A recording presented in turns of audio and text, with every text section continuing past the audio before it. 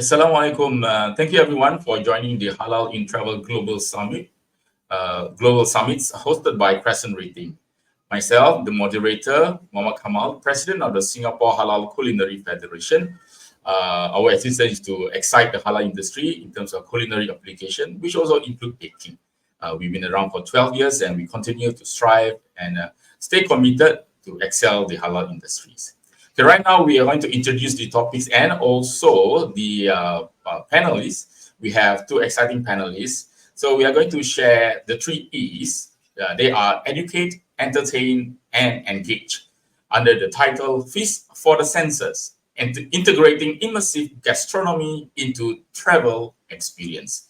I'm now going to welcome Mr. Yeoh. So Mr. Yeoh himself, basically he's the founder of Fortitude Culina Private Limited, a social entrepreneur in the F&B sector, serving nice heritage food while rebuilding lives of disabled as chef.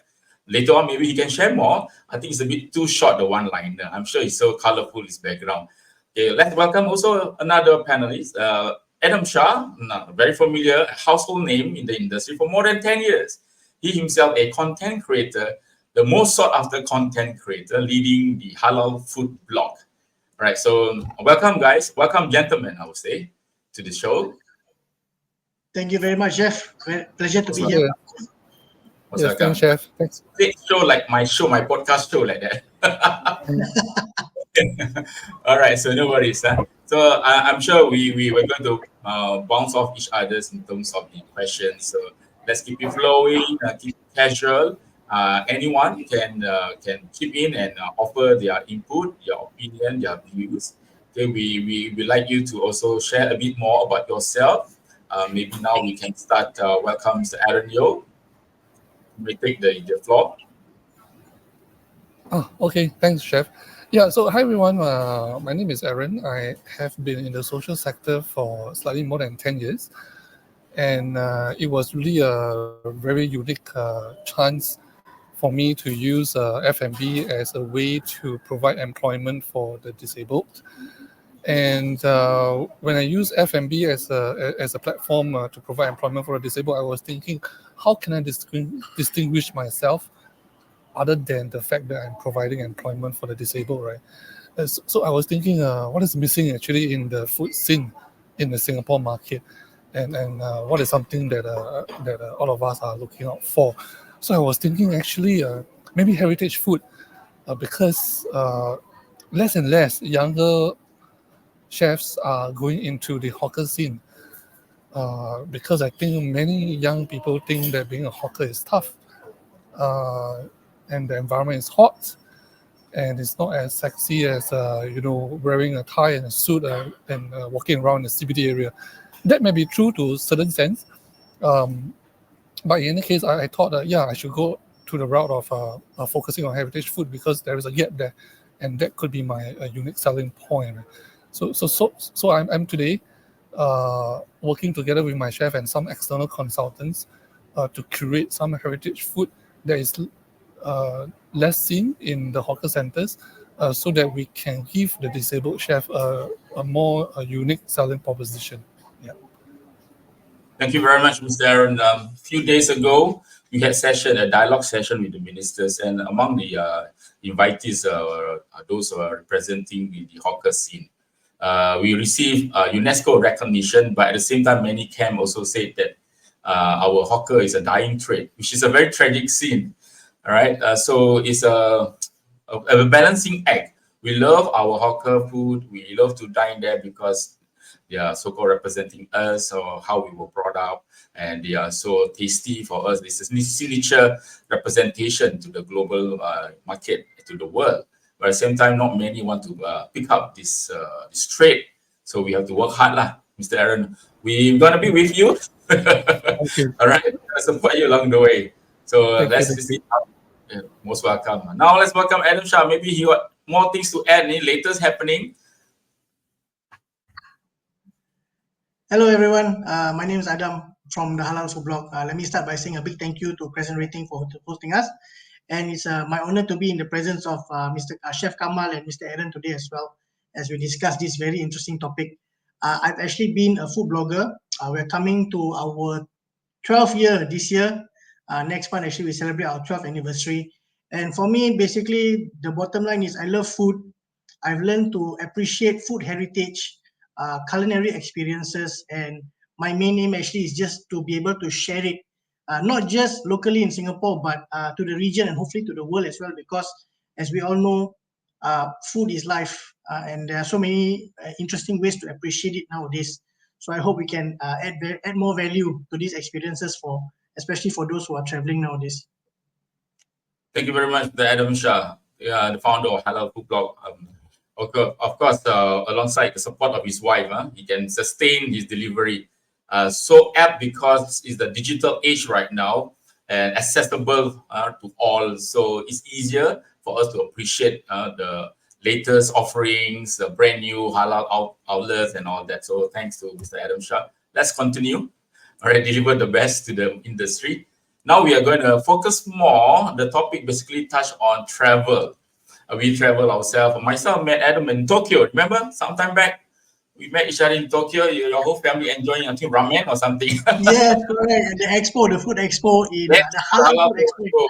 It was a good. Yes. It was a good experience. Starting back then, Adam, I think you and me agree. It's difficult to find halal quality ramen. Okay, Very but true. Very true. nowadays in abundance. Thanks to you also, you highlight, you portray their unique features, and then many travelers now can actually look up to you for guides and all that. All right, so let's expand. Some questions will be thrown to you guys. All right, don't worry, I'll make it simple and to the point. It's about travel-related question in terms of gastronomy. Okay, how can we elevate the travel experience beyond just eating and satisfying the traveler's quest for authenticity and immersion? Welcome any of you to reply. We can also counter reply each other's replies here. How are we able to elevate the travel experience in terms of gastronomy just beyond eating and satisfying our quest for authenticity and immersive experience? If you don't mind, maybe I'll start with my view on this. It's quite an interesting question, but at the same time, the age-old question still remains: do we eat to live, or do we live to eat? Nowadays, more than ever, right? We are looking for more and more experiences, especially when we travel. The trends and the habits of travelers nowadays are evolving so much. We want to immerse ourselves in the culture as much as possible. And I think food is one of the main ways that we do that. Whenever we travel, we want to be able to experience the heritage and the culture of the destinations that we are visiting. So it can definitely be quite a challenge for people at that destination or the locals, for example, to be able to attract more and more travelers to them. But food is definitely one of the main pillars, I would say, when it comes to decision making that travelers definitely consider. Yes, totally agree because we ourselves Singapore in that sense, right? Mr. Aaron, yes, get on. Mr. Aaron? No, I was just Yes. thinking, how do we add? Yes, can you hear me? Yes. Yeah, Yes. I was just thinking myself as a traveler, right? When I travel to places, I'm always very interested in how their wet market is, how their night market, which is like our pasar malam, right? How does it look like? How is it different from Singapore? Actually, I think around the region, more or less, it's about the same. And sometimes it's very nice if we can put a story together with the food. So, for example, maybe I can share about how I have been reintroducing nasi ulam in the last 12 months together with my chef. So, actually, a lot of Singaporeans don't really know where nasi ulam come from and what nasi ulam is all about. So we make it more interactive during the private dining session. We brought all the herbs. We blindfold the guests. We let them guess what are the herbs that is inside the nasi and what are they going to eat later. And interestingly, more than 50% of them can't guess it correctly. They could only probably guess the common herbs like lemongrass and mint and things like that. So I think it'd be interesting if we can make the whole dining session more fun and more engaging, right? And letting them learn some history and culture for our food. Yeah. Interesting sharing that, because I think we all agree that we are not only the provider, we are also the consumers. So when we travel, we seek out the same similar experience where we can here locally offer to travelers. We want the same experience there when we travel. So that means to say there's a lot of opportunity. I would say I think both of you can agree that a lot of travel agencies or bodies, they can actually position themselves alongside the heritage centers or board, that when travelers are attracted to experience the culture, they too should also experience the food, the history, the backstory behind the food that made that culture, that race, the ethnicity so unique. So this is where I think it's a great opportunity. What say you, Adam? Should it be in every touch point of the tourist attraction? Oh, I 100% agree. Like I say, I think food is one of the most important things that helps us to connect. I think for all of us, whenever we travel, right, one of the things, in fact, one of the first things we do, even before we get there, is we research like, where can I go to get authentic food that is available at that place? Because there are different segments. Maybe there are some looking for different experiences here and there. But I think the base instinct is that we want to be able to enjoy whatever the locals are enjoying. We want to be able to understand how the local culture is. And definitely the local food is how we are going to do that. I was so interested to hear more about Mr. Aaron saying about serving up nasi ulam, which is really one of those, you don't really hear it very often that this dish is Yes, available. Maybe nowadays more available than before, but still it's still very unique, and it's so yes. cool that he's able to involve the diners to experience like what goes into this nasi ulam, and how can we learn more about these kind of heritage dishes. Really a big thumbs up for that. Yes, yes. I think I agree in that Thank sense, you. because many like Mr. Aaron experienced delivering the heritage appreciation in terms of ingredients. We had similar experience within the community, especially schools. We give them what we call this multi-senses mystery box, where they have to smell, they have to touch, they have to rub the ginger, between ginger, galangal, and turmeric, and they tell the difference without looking at the ingredient. So I think we have to start young. I'm glad that we had this opportunity with the National Heritage Board to actually deliver this to primary schools. So I think we have to go beyond just one-time, one-off experience, so that they can be a great ambassador. Agreed, Mr. Aaron? Yes. I think because most of our food are imported, so a lot of young ones don't really know what are the native herbs and plants that is grown in the region. It is good that as a nation we are starting to go into gardening again, and I think, like I said, this will probably interest tourists, right? What is so native to Singapore, and I think a lot of people don't really know that actually pandan leaf is only grown around this region, and you probably don't find pandan leaf or pandan kaya in Europe, right? I don't Yes, think yes. so, right? Yeah. So even I don't think even you will find in Japan. I don't think Japan has pandan leaf. Yeah. Mm. Maybe the pace, only the And pace and the essence. Yeah. yeah. So these And are the even things. Yes, I think we are even losing the. even Yeah.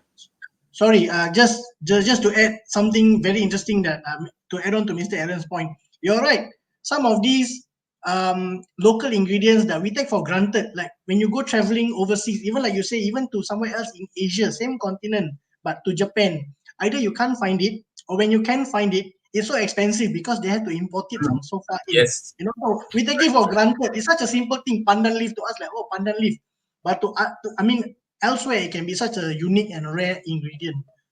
Exactly. Similar experience we had while we were actually conducting a halal culinary lessons to the South African chef. We tried to get gula melaka.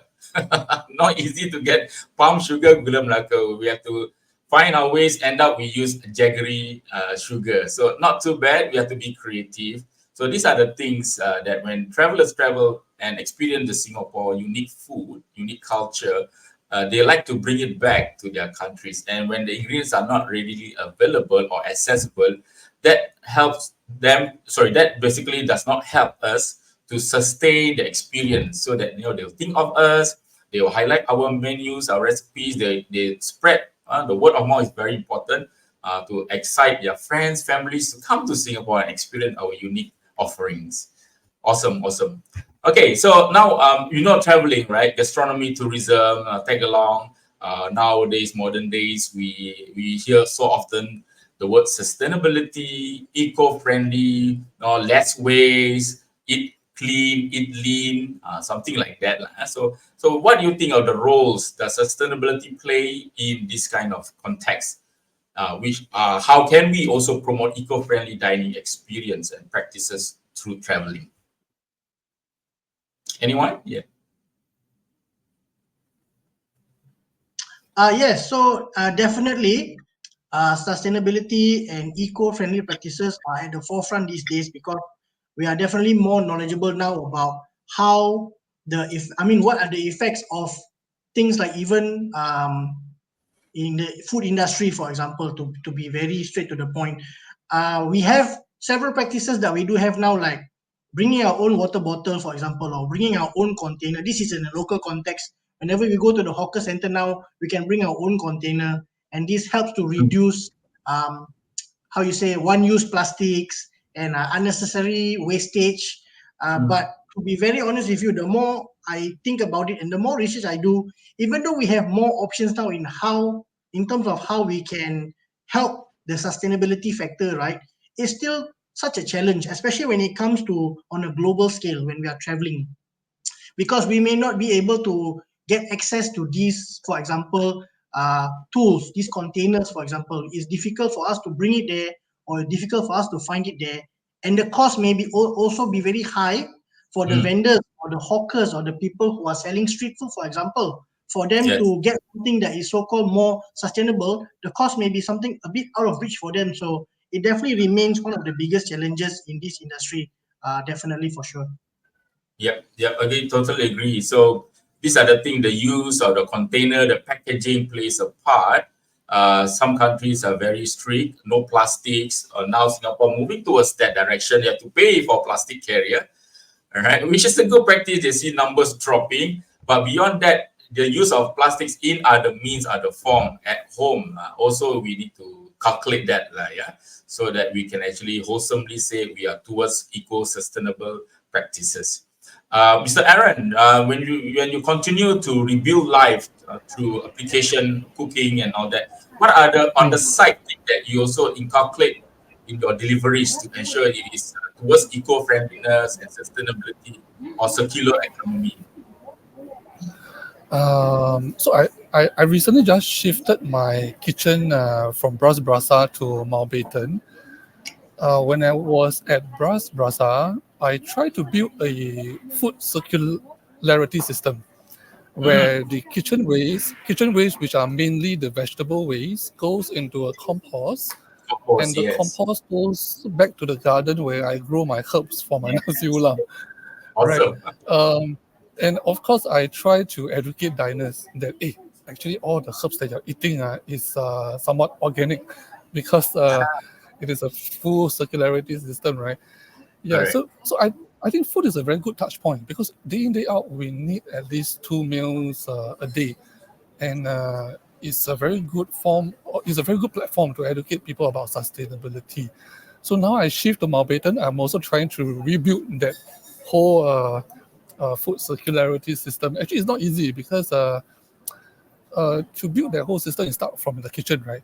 Because the chef Correct. need to segregate the waste. Then I need Yeah. to have a gardener who knows how to make sure that the compost is free from pests, and then educate the diners that this is our unique proposition. Yeah, so it takes a whole ecosystem, which include the diners, to be part of the whole sustainability mindset and game. Yeah.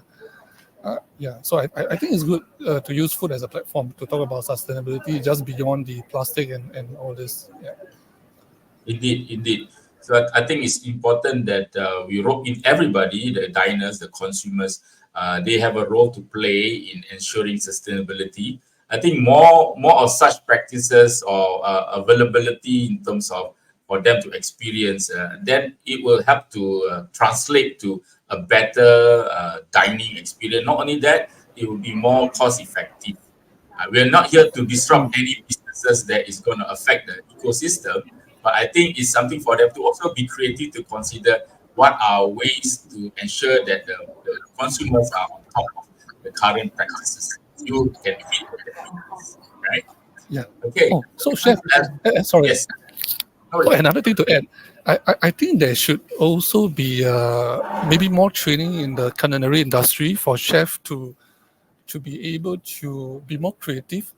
How Yes. do we use every single components of the ingredients so that nothing goes to waste? All right. For example, the fish, right? I think a lot of chefs will definitely throw away the fish scales, Skills. right? Yeah. Yeah. So how do we effectively use the fish skin or the scale so that it can become a dish, and that can wow a lot of diners, right? Yeah. Yes. Yeah. I Even think the same thing for banana skins. correct. Yeah. Yeah, banana skin, fruits, vegetables, like fruits, watermelons, every single part is useful. Banana, every single part is useful just because we are used to only eat the filling, the content, the main, the pulp, the juices, we squeeze them, we throw the pulp, all that. So I think it's about education where I think schools are taking notice of all this. They are slowly integrating it into their curriculum, which is a very good thing so that chef can become creative and be ahead in the industries. Yeah. Okay. Adam, anything to add with regards to what we just shared before we move on to the next questions? 100% agree that education and constant reminder is very key because, like you say, a lot of people may not realize it. And sometimes, even after we learn about it, if we don't hear about it after a while, it might be out of our mind. So, educating and reminding is very key in this particular matter of sustainability. 100% agree with you, gentlemen. Awesome. Good. Let's hope the audience also agrees and embark on this journey together. All right. So next one will be how can a traveler experience, or should I say, a travel experience designed to cater to the diverse dietary needs and preference of travelers, including halal, vegan, kosher, gluten-free, maybe low sodium, and all the allergens related. How can the travel experience be designed to cater to all these special dietary needs? If you don't mind, I'll touch a bit on this one because I was thinking about it in terms of myself, especially when I travel, right? I have to take into account, for example, if I have elderly parents, for example, or maybe relatives traveling with me, and they have dietary requirements. Definitely, halal for me is a must-have. But what about when it comes to things that may not be so pressing? Things like you say, vegan diet or gluten-free is now a very popular dietary requirement that I see.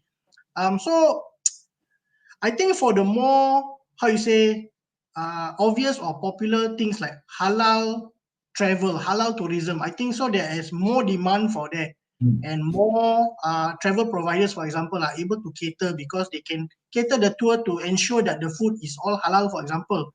But personally, for me, I don't quite know how high is the demand for things like a vegan diet mm, or gluten-free diet. There may be, maybe for example, if there's a group of 10, maybe there's one or two that may have a gluten-free diet requirement. mm, So I'm not sure how can we cater to that particular. Technically, it's a minority segment. For now, I think from the people that I've spoken to, my own personal friends who may have this requirement, it's difficult for them to find a whole tour that is catered to their dietary requirement, for example. So they have to make their own arrangement. They have to make their own dispensation. Whenever they go, they can let the travel provider know, but like I said, it can still be a challenge for them to cater to just a minority when the yes. majority may not have this requirement. So in the end, they end up having to make their own arrangement. Either they will bring maybe a snack in case the place that they all visit is not suitable for them. So they bring Yeah. their own small food, which is not really ideal. But at this point of time, because the demand may not be so high, I think this is the challenges that they face. So I'm very keen to see how travel providers in future are able to cater to what may be the minority now, but as the years have progressed, we can see that the demand is growing more and more. And there will be a point of time when this demand reaches a point where we have to cater for them. So hopefully we'll see more tours catering to these special dietary requirements. Thank you. Thank you. Very interesting point there because when we talk about halal, it's clear cut. We have certifying body to ensure under the header of halal tourism. But vegetarian, many knows that vegetarian is all plant based, but there are some substances, chemicals, additives that can be from non-halal derivatives. So it can be suspicious. So this is again back to both of you agreed on the touch point of education. Mr. Aaron especially mentioned education at the grassroots level and also institution where chef not only train how to make full use of the ingredient but also know how to cater to special dietary needs, right? Knowing that not a single stain of meat based to cook alongside any vegan request. So if they already have a ready ingredient, Mr. Adam, example, a special request to a group, maybe 10 of them like to enjoy the vegan offering. If the chef is creative and knowledgeable, probably the chef can curate a special exclusive menu for this group. I think that is missing. I think Mr. Aaron will agree because many times the chef will follow the kitchen director's guides, policies. So they are unable to be flexible, knowing that the ingredients are there in front of them. Right now, Mr. Aaron? Yes. So hopefully as the demand grows, they are able to adjust accordingly as the demand grows, hopefully. Yes, correct. Yes, yeah, truly agree. Actually, customization is always expensive, right? When there is a special request, and yes, true enough. Adam mentioned it's always small numbers that has allergy or preferences. I think based on my knowledge about F&B so far, probably only the fine dining restaurants are able to meet customization needs. I think, special request. I think, from what I learned, I think it's possible. But usually tourists, main bulk, the mass market will probably not go to fine dining restaurants. So I think the general mass market is still, not tuned to doing customization. So it's really tough. Yeah. Correct. So it's a good experience. So we at least we are aware. Many operators should also be aware of these needs because it's growing. Like Mr. Adam mentioned, it's ever growing. Right. So this market people it's either they're really because of their condition, diagnosed with certain condition, or they just want to experience the unique feature of things that they have yet to experience overseas, where they are so good at. Example, organic ingredients can be in abundance in US, in Australia, whereby in Singapore we have to import the organic items because we are a modern city. We cannot have organic farming per se. All right. Okay. So next one. Okay, I just want to share about maintaining, preserving tradition, heritage. This is a tough topic. Yeah. With modern chef nowadays try to incorporate what we call long ago is fusion, East meet West. All right, how can we preserve the traditional recipes, the food practices, facing this now globalization? Example of all the TV culinary competition program that's catching up all over the world. People are so excited to see what's new, marrying local ingredient, infusing foreign ingredient to make something. Sometimes also I couldn't really identify, is this a local dish or a foreign dish? Example, I'm not demeaning this dish, but example, pasta, lemak cili api. So like lemak cili api, it's very savory, right? Rich, creamy, and then with pasta. So how do we, in that sense, how do we preserve what's supposed to be traditional, maintain, don't change a lot, or what's supposed to be open for us to play around, continue and to create uniquely your own dish? I think, in my opinion, is we need to understand who is our audience. I think if the audience are elderly, then we probably need to stick to the tradition. Because for them, I think they're more sensitive to how the food is being presented, the flavor and the texture. But if our audience are the young ones, Gen Z, for sure they like fusion stuff because most of them are widely traveled. In their school days, they go overseas for internship, they go Europe, they go US. so they love Western food. So for me now at Mountbatten, because I'm serving children, not just children, I mean younger at the audience, I do fusion food. So like for example, mac and cheese with chicken rendang, and they love it. And then after that, I'll share with them, hey, what this chicken is all about. What is chicken rendang? Right. So if without the mac and cheese, they probably won't eat chicken rendang. Right. So to me, I think it's really about knowing your customers, knowing your audience. Yeah. Yes. Agree. Yes, Sarah. Yeah. Anything to add? Yeah.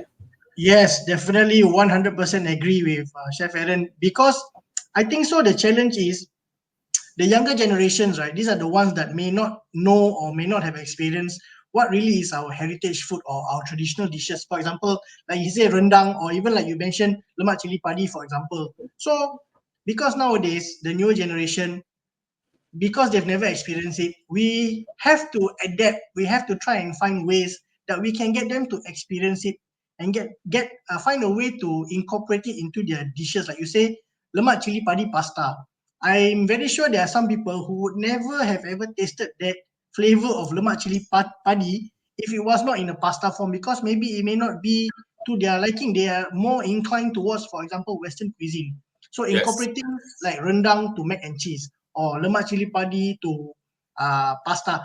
The past Ramadan, I even had risotto, but it was a rawan risotto. So they Oh, incorporated the rawan dish into risotto. So this was a way that not only do they get people to try something that they may not have tried before, they may not have ever considered trying, but at the same time, it also, I guess, spark some interest in it to learn more about the dish. When I see ramen risotto, oh wow, if I've never tried it before, I'll do a bit of research. Oh, what exactly is this dish rawan? What is yes. the history behind it? What is so special about it? And now I'm enjoying it in a risotto form. It might even encourage me to try it in the original form before. So there's definitely pros and cons, but I think this is the way that the trend is nowadays. We need to spark the interest in the dish, and sometimes just incorporating it in the fusion way is the way that we can get people interested. Yes. So it brings me to this statement or words I'm going to share. It's like ke belakang pusing learning lah. Reverse learning. You have to go Yes, somewhere first to go back to your roots. yes, correct.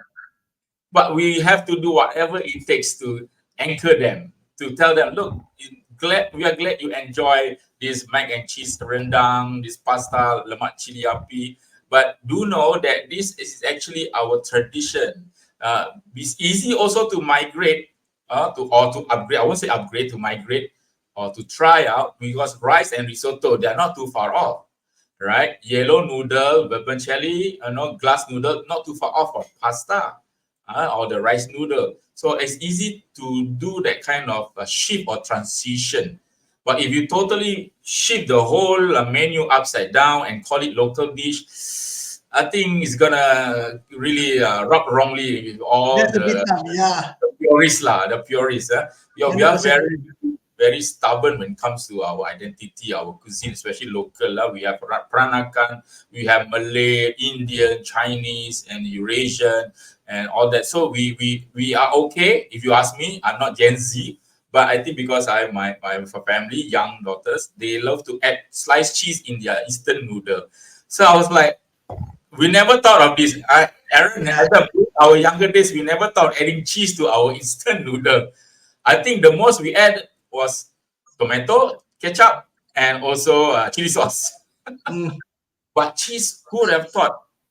Who would have thought? It makes cheese because it's very savory. So I guess because of the Western influence, you eat pizza, you have the stretched cheese. So cheese is very familiar, and then they add into anything, everything they can add.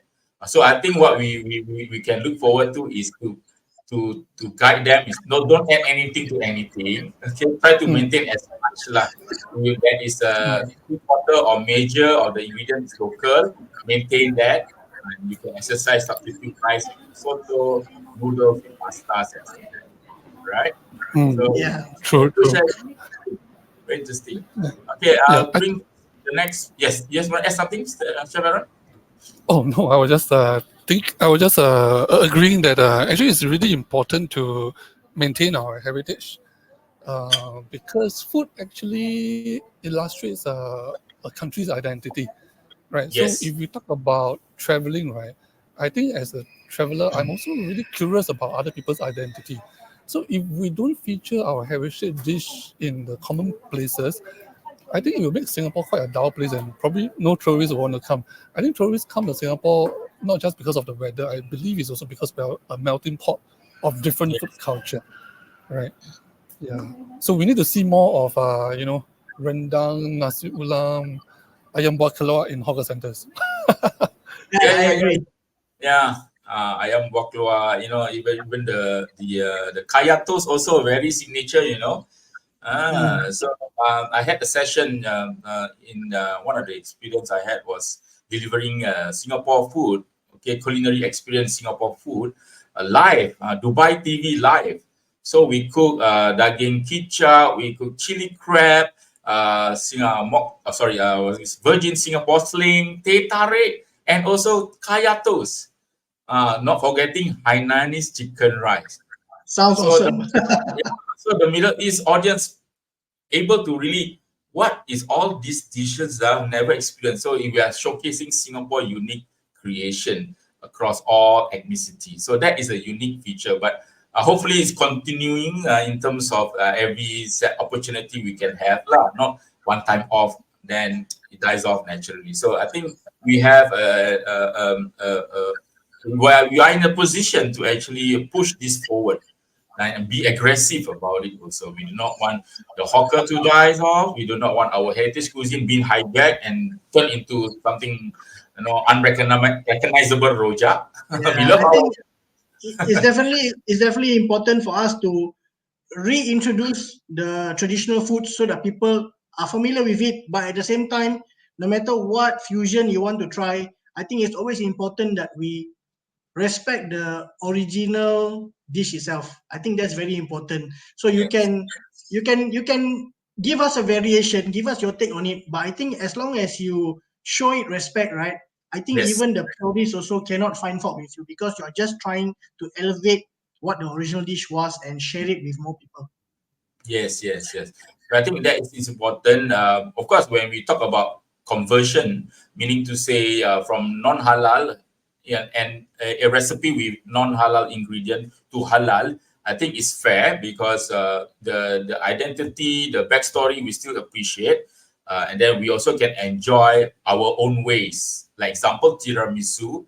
Okay, they use alcohol among the syrup, so we don't have to use alcohol. We can find a creative way, but still call it tiramisu, right? So you can call it tiramisu my way lah, or tiramisu Adam's way. So the Italian cannot fault us. Wait, this is Adam's way of tiramisu. Okay, so this is the thing lah. So, but I think if we look at each ingredient or recipes, yeah, the ingredient there's a significant hero ingredient that we must retain. Correct? Rendang, you must have the coconut. You cook it long, and the tiramisu, you must have the what do you call this, the lady finger, and also the mascarpone, and also the coffee. So these are key ingredient that we must try to sustain in our deliveries lah. All right. Oh, so chef, it reminds me of there's a time about 12 months ago we were trying to think how can we allow our Muslim friends to also appreciate bak kut teh, right? So yeah, because it was a dining session where I invited different ethnic groups to the table. Yeah. So I brainstormed together with my chef. I said, hey, can we change the protein to duck? And then we call it the duck kut, but then how do we make sure that, it is, especially the soup, right? The broth is Yes. as tasteful as before. Yes. So we cook we try to cook the duck separately from the broth so that the broth is not too oily, because I think I don't know if you know, actually cooking duck, there's a lot of oil, it will affect the whole broth, right? It went perfectly well, and my Muslim friends were able to appreciate and understand what exactly is the spices that go into bak kut teh. So I think we just need to be creative. I believe every dish should be able to make it halal friendly. Yes. Interesting you mentioned bak kut teh because during our school delivery, right, for MOE students, we also substitute with chicken. We call it chik kut teh. Chikute, yeah, because the broth, the peppery nature of the soup is very familiar. So I guess we can substitute the protein to halal protein options lah. Awesome, awesome. Okay, so next is about technology. Moving forward with technology. Okay, what kind of innovation you guys see in the integration of technology with gastronomic experience?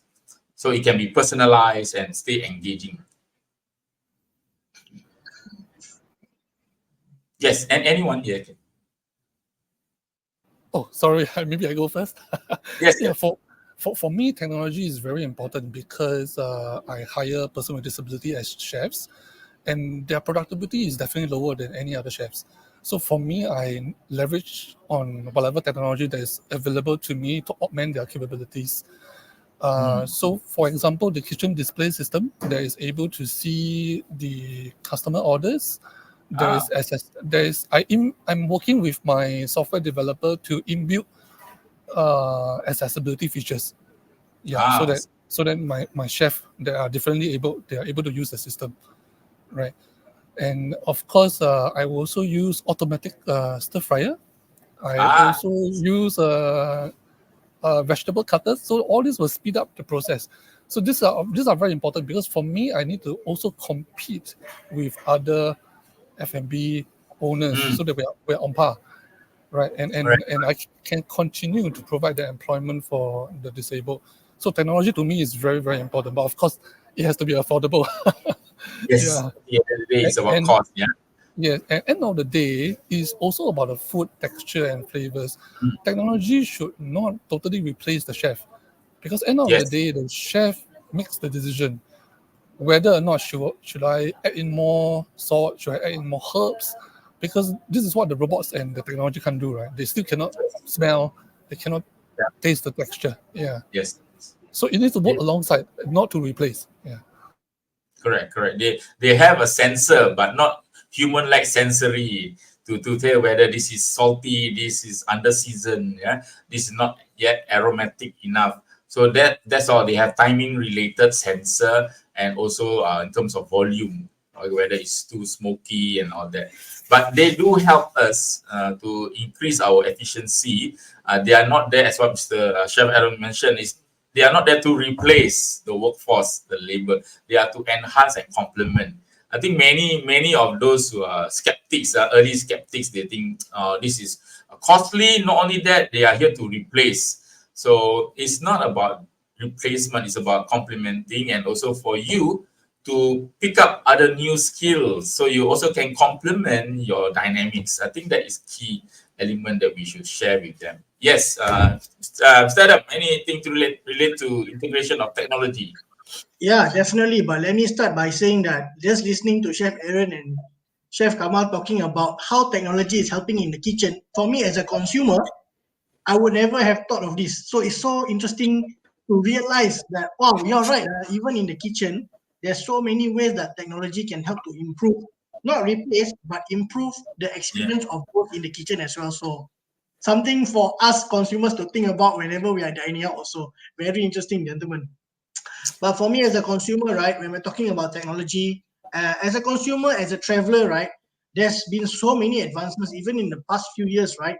Now when we're traveling, we don't have to worry too much because there's so many apps. Just a smartphone app can help us to translate speaking or even road signs in real time. It doesn't take us a long time anymore. Just a few seconds, you point your camera at something, it can translate text into your own language. When you speak, it can translate immediately. So you have no little or no language barrier when you are visiting a local market or local restaurant. You can say exactly what you need to with minimal confusion. It's so amazing. And I mean, thinking back about how when I was a kid traveling, even to Malaysia sometimes, just speaking to them in a local dialect or even Indonesia, sometimes even that could have been challenging. But now you can travel anywhere in the world as long as you've got these tools with you, right? It's so convenient for both the travelers as well as the local businesses. There's less chance that the travelers will not visit your business because they cannot communicate with you. So I'm so Yes. excited to see what else technological advancements are coming because I'm very sure it will improve even more as the years go along. So Yes. amazing. Indeed, with the QR code scanning, with the what do you call this camera phone apps that can actually recognize the food and then tell you what food is this, what vegetables is this. I think Exactly, right? Yeah. in future, what we need to add to that is that we have to key in the grammage, then we know the nutrient content of that food. I think that will be something interesting, isn't it? Right? I won't be surprised if that happens very soon, chef. You just wait for a while, somebody will come up with I it. know, but they're gonna put many of them to be in a difficult situation because imagine, guys, if let's say we screen Bandung drink, then they will tell you the sugar content.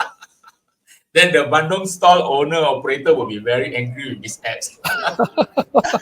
I But think maybe soon Apple Watch is able to, scan your body and to share with you what you should be eating today, visiting which restaurant. Yeah. So we are so-called robot dependent now. Are going to be robot dependent. very Okay, true. but one question to ask Adam, because he is standing, his viewpoint is from consumer. Okay, what will the consumer think, Adam, if let's say they walk up to the stall and then the operator just press button and throw in the ingredients, or should I say add the ingredient, and the machine do 3/4 of the spinning, processing, frying, and mixing. Would the consumer be taken aback, or they will be okay to it? For me personally, I think so. It depends on the food that we are eating or or the restaurant that we are visiting, and basically the experience that we are going for. Because if you visit countries like Korea, Japan, or even in Singapore, recently they had this where when you order a coffee, for example, right, it's a robot who's making the coffee. Yes, correct. 100% robot. You scan, you pay, and you can see the robot brewing the Yes. coffee, pouring and doing. So and it's something that people enjoy because they don't really mind it. I mean, it's just a cup of coffee to some people, right? But I'm very sure that there will be some purists, or for example, those who are a bit more traditional in their thinking, that if you were to serve them a dish like a fried rice that was fried by a machine Yeah. versus fried by an actual Yeah, human right. being, the taste may be the same, but I think so the mental block about whether it was cooked by a human or AI, for example, I think this is a debate that is very worth exploring. But for now, maybe not so pressing an issue yet. People are still okay, but I think so. It'll be interesting to see the advancements, because if we're talking about a whole restaurant that can be run by robots, right? I'm Mm. not sure now. If you ask me, it sounds very extreme. But in the future, it might become the norm. Who knows, right? I think attachment to the application. Example, if you fry char kway teow, fried rice, you like to see the fire, the flame. You like to see the chef flipping the wok in the hand, the wok head. So the association is there. Others, like you press button, you cook in the combi oven. I think we are familiar with that.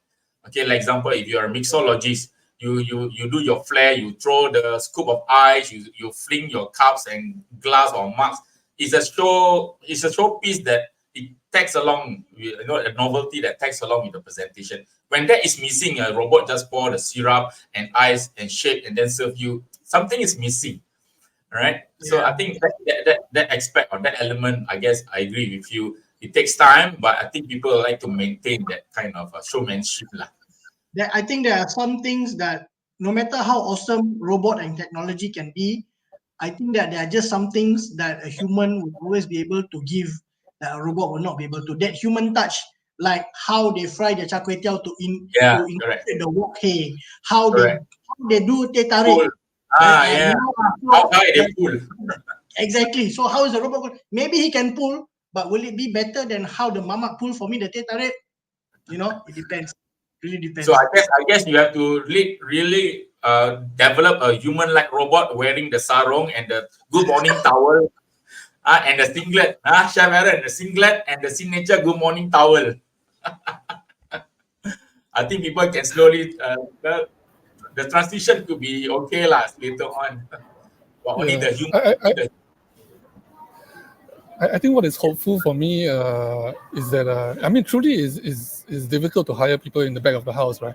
So hopefully with technology, it's easier to convince people to be chef, and it's easier for younger people to come on board as hawkers, so that we can really preserve our heritage culture, and we can lighten the burden for chefs so that, working in back of the house is much easier, and it's cool to work in the kitchen, right? Because now a lot of people don't think it's cool, but it's cool to see the walkway, right?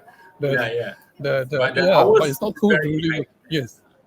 Yes, Okay. yes, yeah. Yeah. So hopefully with technology, we can change that mindset. And still, I believe, yes, I agree with all of you that the human touch, the cooking with love is important. Yeah. Yes. Right. The passion is one thing, the love, because the food is alive. I think many people miss this point. The food is alive when you're not steady, you're not in the proper state of mind when you cook. It transfer to your dishes, and then when the consumer eat it, they can actually experience the negativity. It's easily because, like what Chef Aaron mentioned, it's something that we grow with. We expect the taste to be like this. It's registered in our head. Our palate memory is there. So the senses is so unique. It's got gifted uniqueness that we taste anything, we know it's sour, it's related to this. We know it's sweet, it's related to this. So the CPU inside our brain and our mouth, they just way advanced lah, way advanced. Okay, moving on to the next one. Culinary tourism. How can culinary tourism contribute to the empowerment of local artisans, farmers, and producers? I Oh, see. Yeah, sorry. I was about to say that I see that nowadays there's many ways that they can actually integrate um, travel experiences, dining experiences, along with the local markets, local food producers. For example, I recently went on a trip to Australia, to Perth, where we got to visit basically an olive oil producer. So we went to the farm, we learned how they actually grow their trees, how they grow their crops, how they harvest, and how they actually make the olive oil and so many different products. And it really shared an insight, because I wouldn't have thought that I would go and buy olive oil in Perth. You know what I mean? We're talking about a product that is not necessarily associated with that particular destination. yes. Yeah. Yeah, and at the same time, we also get to support the local producers by buying the product, and we share about this to other people and say, oh, I didn't know that. So next time I go to that particular place, I might make a visit, and this is how the sharing helps to perpetuate the cycle that we can support the ecosystem of travelers as well as the local producers as well. Yeah. Awesome. Interesting experience, yeah. Yeah, who would have thought, olive oil, people usually relate to Mediterranean countries, Italy, Spain, or even the Middle East. Yes. Chef Adam, you have anything to contribute on that? I always prefer experiential learning and also a more interactive experience with the food. So I have this idea in the past that actually, if I have the space and if I have the money, I will build an urban farm to grow all the local herbs. And I would tell the diners, say, pick whatever herbs you want, and just choose something that is uh, okay to your palate. And that will go into your own nasi ulam. So the nasi ulam is not dictated by the chef; it's actually dictated by the diners. Yeah, I think that would Yeah. be more fun, more learning, and more engaging. Right, and of Correct. course, then that is where the sustainability comes in, and that is where the elevated experience for tourism come in, and that is also where they understand local cultures, interact with the chef, everybody feels appreciated, and we know that we don't need 100% a robotic cafe or restaurant. Yeah. Yeah, or too dependent on foreign imports. Yeah, so I guess this is another area for us to look at, because we are very urbanized, right? We can have urban farming. I just visited urban crab farming, the first in Singapore. They have this section where they eat, basically what you call this, nurture the crab to maturity. Then they separate to separate tank depending on the sexes and also the weight, and then they send it to the restaurant. Who would have thought a small footprint in a typical food production footprint can actually farm crabs? But the crabs are not local. They are from Sri Lanka, from Indonesia. But not too bad. A very smart move. And also urban farming in terms of herbs and vegetables. My friend who runs Ant Farm, he has the vertical farming, so hydroponics, and hydroponics. So they actually cater to local restaurants. So I think this is where if we can incorporate this into the experience for travelers, when they want to appreciate local cuisine, they can actually harvest some of the ingredients themselves. So this is very key. And then they can actually see a little history of that ingredient. Now, what does this do? Example, turmeric leaf, what does it do to rendang? We just agree because the recipe say add kaffir lime leaf, add turmeric leaf. That's it. So we just add. But what do they do on its own? And when they were added to spices, oil, whether they are fat soluble, the release of the enzyme, the essence. So these are all the marriage of beautiful herbs that we should also incorporate in our deliveries. People will be wow. I will be wow. If I travel to other countries, they share story. All right. Wow. So it's a very good whereby you go library, it's difficult to read up all this. You need to spend hours and find the correct books. Nowadays, we don't go library and read. I don't know about you guys, but we use our handphone as a resource reference point. Yeah. Awesome. So looking ahead, we are near to closing point. Looking ahead, what trends do you foresee in the evolution of gastronomy within the travel industry? And how should travel providers prepare to meet these changes? I think one of the key points we already mentioned earlier, to give them an immersive experience, harvest their own ingredients. What else do you think can be added to prepare to meet these changes?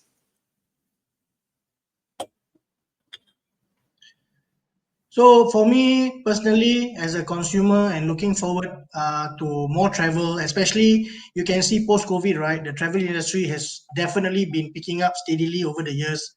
I think for travel providers, it's very important that they try to find a balance because the trends of the travelers nowadays are changing very fast.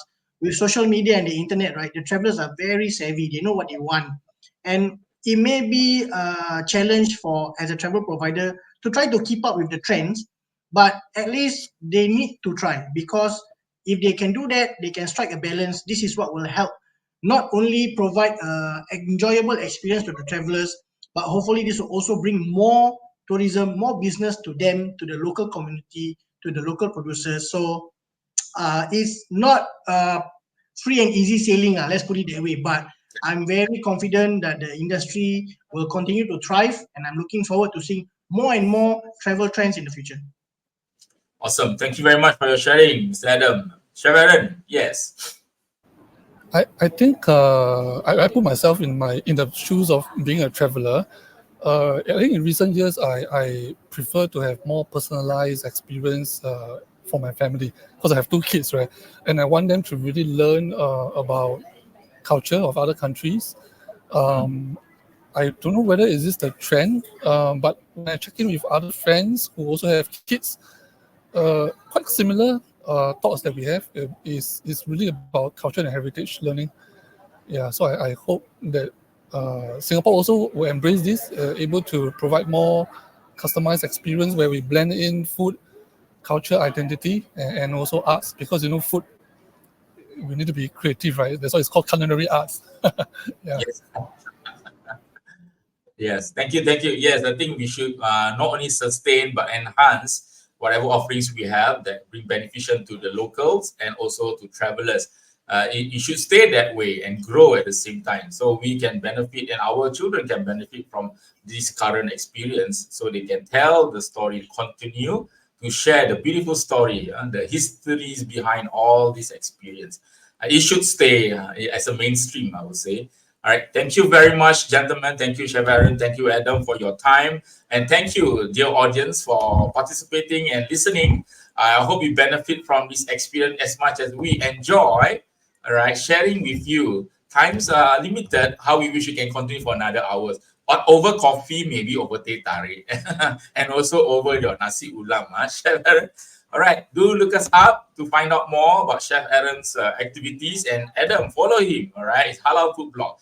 With that, thank you very much. Have a pleasant day. We'll see you next time. Goodbye. Thank you. Thank you very much. Bye-bye.